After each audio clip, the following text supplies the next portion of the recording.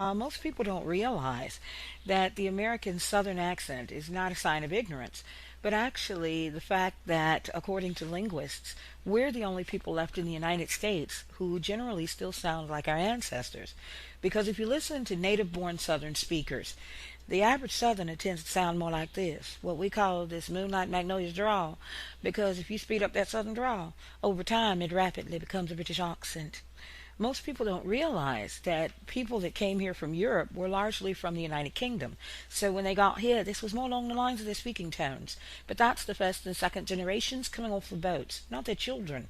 By the third and fourth generations, the kids don't quite sound like mum and dad anymore because they're starting to develop a slight elongation of the way they talk. What's today called the Virginia Tidewater accent. It's not a complete southern drawl because that's a port area. But as you go farther into the southern interior and the years progress, the accent tends to get thicker, deeper, richer.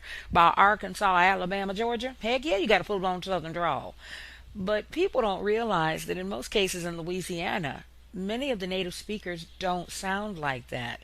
They tend to sound like this, I guarantee, especially around the bayous. Because you speed up that South Louisiana Cajun Creole accent, over time it becomes en français, French. With, of course, certain exceptions in New Orleans, which tend to sound like more like New Yorkers because of the Irish and the Sicilian Italian influence. So they tend to sound a bit more like this. And people tend to get a little confused because they think, what, you from New York? Nah, I'm from New Orleans. Why? So you have to realize that at the end of the day, Southern speakers, like I said, we're not ignorant as it's often been assumed, but we simply sound like the ancestors that came here so many years ago.